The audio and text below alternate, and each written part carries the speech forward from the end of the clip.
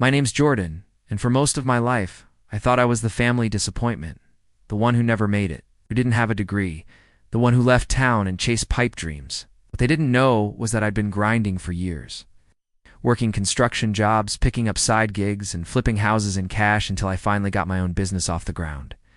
When I came home from my sister's wedding, I rolled up in a used truck with a dented bumper and grease on my hands. My mom looked me up and down and said, "You couldn't at least clean up for once?" I smiled. "I came straight from a job."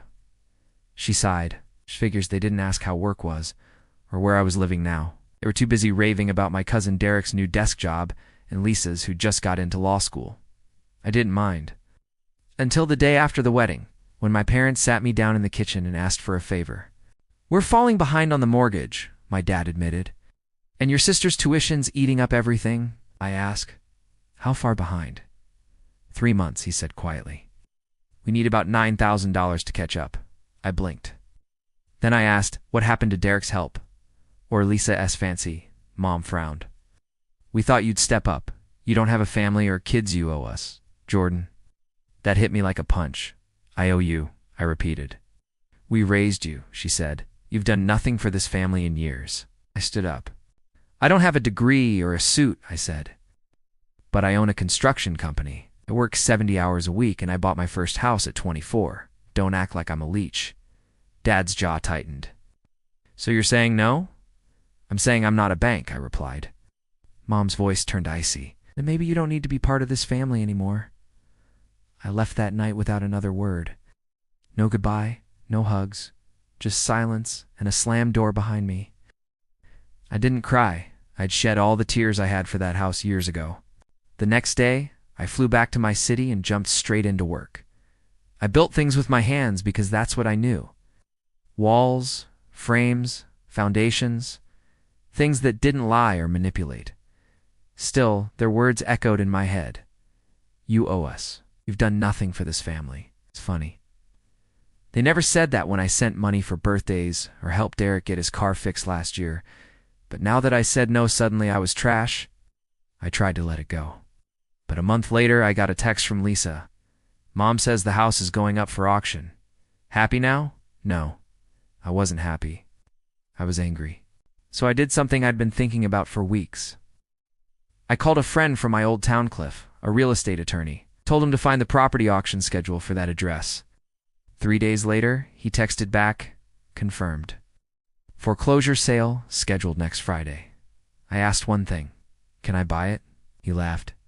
"You've got the cash. If nobody outbids you, it's yours." So I flew in early, stayed in a motel near the courthouse. Woke up at 6 a.m. with nerves rattling through me. I wasn't doing this for revenge. I was doing it because that house raised me. Because I'd spent years thinking I wasn't good enough for them. Now they were losing everything. And still couldn't respect me. That house didn't deserve to be sold to strangers. Deserved to come back to someone who remembered it with truth, not lies. At the auction, the crowd was small. One guy from a property firm raised the first bid. Then I raised my hand. We went back and forth for 10 minutes, until he gave up. And just like that, the house was mine. Paid in full. No mortgage, no bank loan. Just my name on the deed and a clean signature. Qley turned to me and grinned. "I'll find out in a week when the notice gets delivered."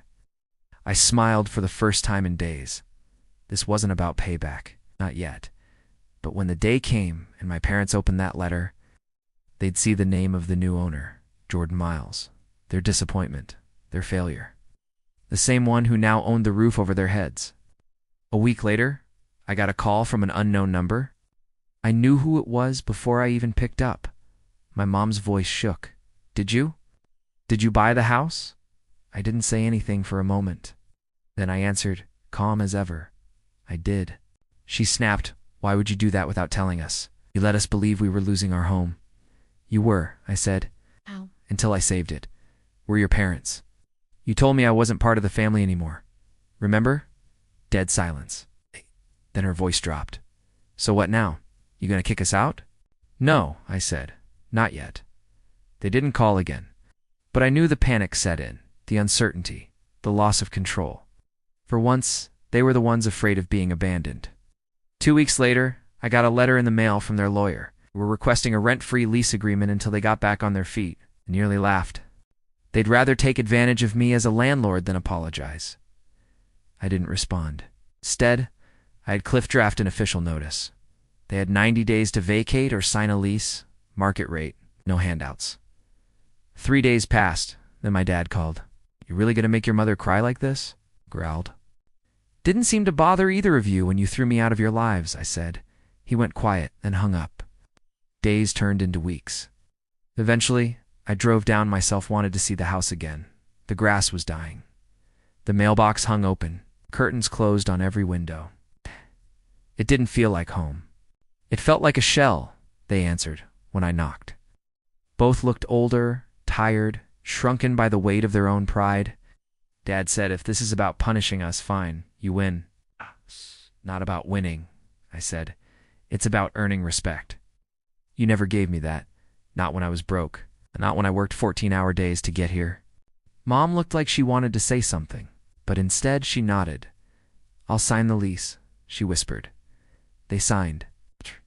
3 days later, I replaced the front door, repainted the walls. In a team to fix the plumbing they never maintained, and I deducted every cost from their deposit. For the first time in my life, I wasn't the family screw-up. I was the landlord, the one they tried to use and dismiss. But now, I held the keys. A month into their lease, I got a message I never expected. It was from Emma, my older sister, the perfect one, the one who never reached out unless she needed something.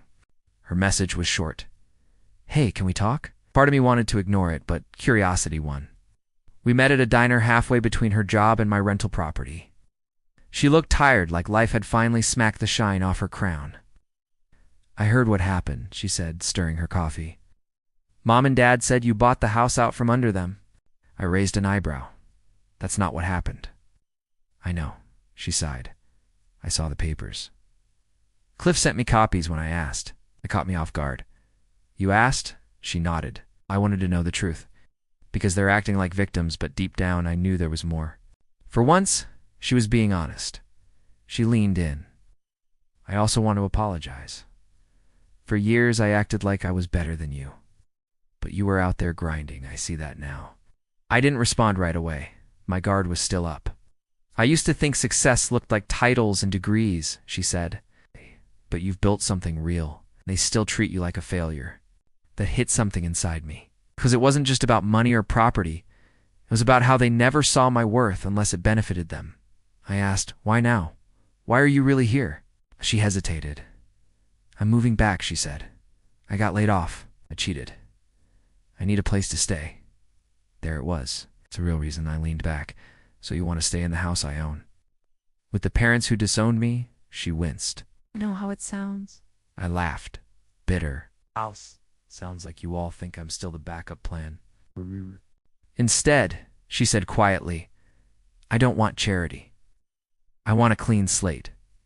I'll pay rent. Help fix up the place. Don't shut me out." That surprised me. Because for once, someone in the family wasn't demanding, they were asking. I told her I'd think about it. Later that night, I drove to the house and sat in my truck across the street. The lights were on. Shadows moved in the kitchen. For the first time, I didn't feel rage. I felt sad. This house raised all of us, but it broke us too. Now I had to decide. Would I keep using my power to teach them a lesson? Or could I turn it into something else, something better? I didn't sleep that night. Too many memories crowded my mind. Birthday candles on that kitchen table, Mom sewing buttons at the window, Dad fixing the sink, Emma braiding her hair in the hallway mirror. The house wasn't just wood and paint. It was where I learned to build, where I first learned that love in my family came with conditions. The next morning, I called Emma. "I'm giving you the guest room," I said. "Rent's the same as what they're paying, but this time, no handouts. Everyone contributes." She agreed without hesitation. When she moved in, she brought more than bag sweet. She helped repaint the walls, fix the old porch, and install a new mailbox. She even cooked dinner a few times for all of us awkward. Silent meals where no one said much. But no one fought either. Then one night, Dad surprised me. He came out back where I was fixing the fence. Stood there for a long time before he said, "I was wrong." I looked up. "I should have respected your work, your hustle," he continued. I was too proud to see it. I didn't answer, because for the first time, he wasn't demanding, he was just admitting. That was enough. The next week, Mom joined Emma on a grocery run and came back with food for everyone. No sarcastic comments, no tension, just quiet gratitude. We weren't magically healed, but we were trying. Months passed. The house looked better than ever. Clean siding, new roof, even a small garden in the front. It felt like a home again, not a battlefield. And then one afternoon, as we all sat on the porch, Emma turned to me and said, "This place wouldn't be standing if it weren't for you." Dad nodded. I didn't say much, because I didn't need to prove anything anymore. They finally saw me, not as a wallet, not as a disappointment, but as the man who rebuilt everything they almost lost. And as the sun dipped behind that old roof, I realized something. Sometimes revenge looks like power and payback, but real victory is turning pain into peace. And knowing you didn't just win changed everything.